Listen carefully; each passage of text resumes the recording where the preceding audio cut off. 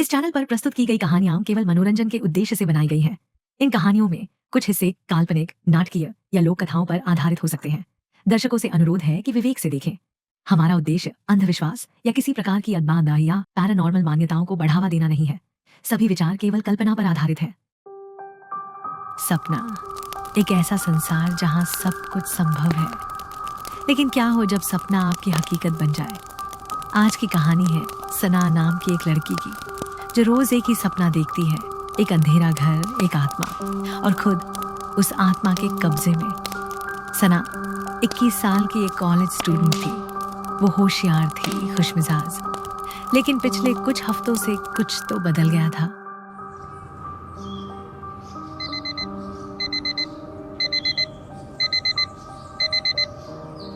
फिर वही सपना, वही घर, वो अंधेरा, और वो औरत जो मुझे घूरती है, और मुझे वो फिर दिखी। उस अंधेरे कमरे में मैंने खुद को शीशे में देखा। मेरी आंखें वो मेरी नहीं थी। अब वो सपना हर रात आता, हर बार एक नई चीज दिखती। कभी खून, कभी जंजीरें, कभी एक पुराना टूटा हुआ झूमर।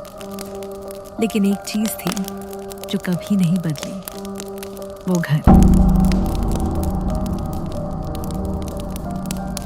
एक रात सना ने सपने में खुद को उस घर के अंदर चलते देखा। उसने उस आत्मा से सीधे सामना किया। सपना वहीं टूट गया, लेकिन इस बार कुछ बदल चुका था। जब सना उठी, उसकी आंखें लाल थीं। अब सपना सिर्फ रात तक सीमित नहीं था। दिन में भी सना उस घर की झलकें देखने लगी।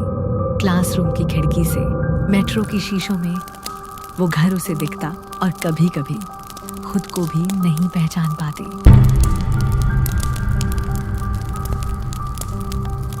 सना अब खुद पर नियंत्रण खोने लगी थी।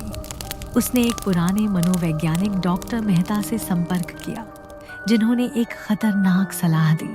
और सलाह यह थी कि अगर यह सपना बार बार आ रहा है तो इसका मतलब यह अधूरी आत्मा है। तुमको वही घर ढूंढना होगा, वरना वह आत्मा तुम्हें पूरी तरह निगल जाएगी। भले ही ये असली नहीं है, ये बस एक सपना है। लेकिन जरा सोचो, अगर ये सपना ही तुम्हारी असलियत हो। सना ने वो घर ढूंढना शुरू किया जो उसने सिर्फ सपनों में देखा था, और एक दिन किसी पुराने अखबार में उसे वही घर मिल गया।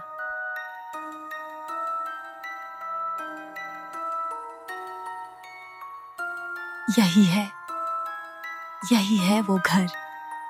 कौन हो तुम, और तुम मेरे सपनों में क्यों आती हो? और फिर वो आत्मा सामने आई। वही औरत, सना जैसी दिखने वाली।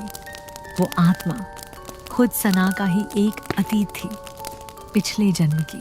सना अब उस भूतिया घर के अंदर थी। हर दीवार, हर कोना जहां पे वो गाना गाती थी, उसने वो जगह भी देखा जहां वो पियानो पर गाती थी।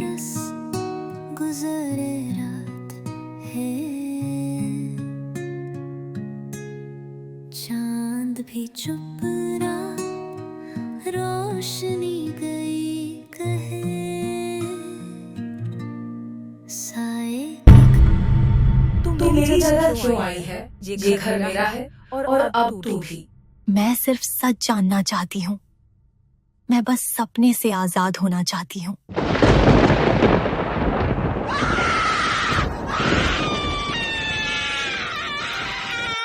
सना ने जैसे ही मुंह मोड़ा, दरवाजा बंद हो गया।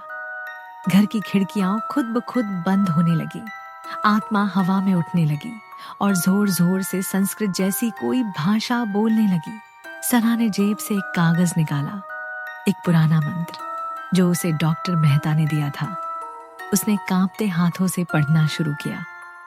जैसे ही मंत्र को पढ़ा तो घर में भूकंप के जैसा कंपन, चीखों की गूंज होने लगी। अचानक सब शांत हो गया, और फिर सना जमीन पर गिर गई। जब उसकी आंखें खुली, वो घर अब वीरान नहीं था। नया रंग, नई सजावट, जैसे कुछ हुआ ही नहीं। सना अब खुद को भूल चुकी थी। उसकी याददाश्त चली गई थी, लेकिन जिस लड़की ने उसे उठाया वो असली सना थी। और ये जिसे हम सना समझ रहे थे वो आत्मा थी जिसने शरीर बदल लिया था। तो क्या सना बच गई या वो आत्मा बन के हमारे बीच इंसान बनकर घूम रही है? अगर आपको हमारी ये कहानी अच्छी लगी हो तो वीडियो को लाइक, शेयर, कमेंट करें और चैनल रहस्य कथा को सब्सक्राइब जरूर करें। तब तक मिलते हैं हम अगली कहानी में।